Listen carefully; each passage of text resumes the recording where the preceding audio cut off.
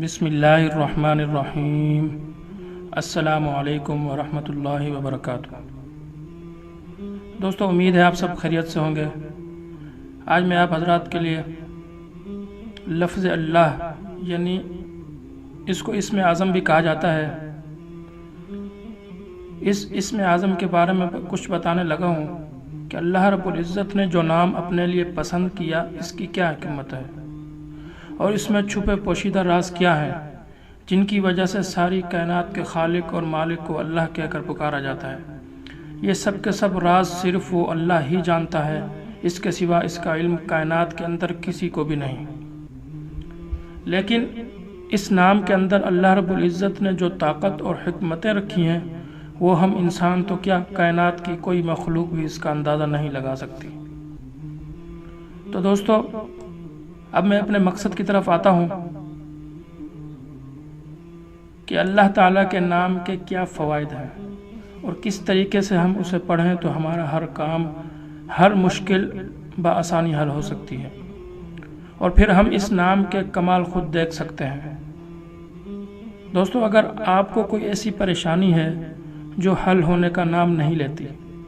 یا آپ کسی لا علاج بیماری میں مبتلا ہیں اور ڈاکٹروں نے بھی جواب دے رکھا ہے کہ اس کا کوئی علاج نہیں،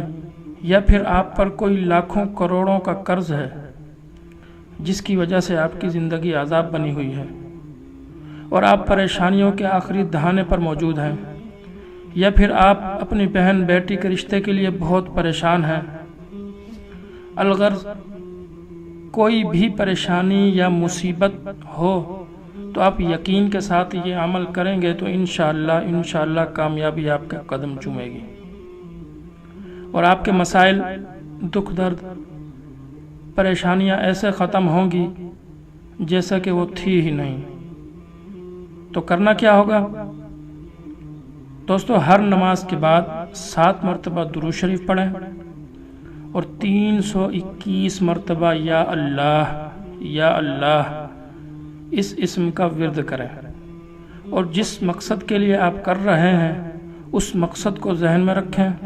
اور لفظ اللہ کا ورد کرتے جائیں، اور 321 مرتبہ جب یہ پورا ہو جائے تو پھر 7 مرتبہ درود شریف پڑھ لیں اور پانی میں دم کر کے اپنے گھر کے چاروں طرف پانی میں پھونک مار کر اس پانی کو اپنے گھر کے چاروں طرف دیواروں پر چھڑک دیں، اور پھر قبلہ رخ ہو کر بیٹھ جائیں اور خشوع و خضوع کے ساتھ اپنے رب سے دعا کریں اور اپنے پریشانی کی التجا کریں۔ انشاءاللہ وہ رب آپ کی دعا کو ضرور سنے گا، کیونکہ وہ اللہ جو انسان سے ماؤں سے بھی 70 گنا زیادہ محبت کرتا ہے، تو اگر ایک بندہ خشوع و خضوع کے ساتھ اپنے رب کی عبادت کرنے کے بعد، اپنے رب کا نام بار بار لینے کے بعد،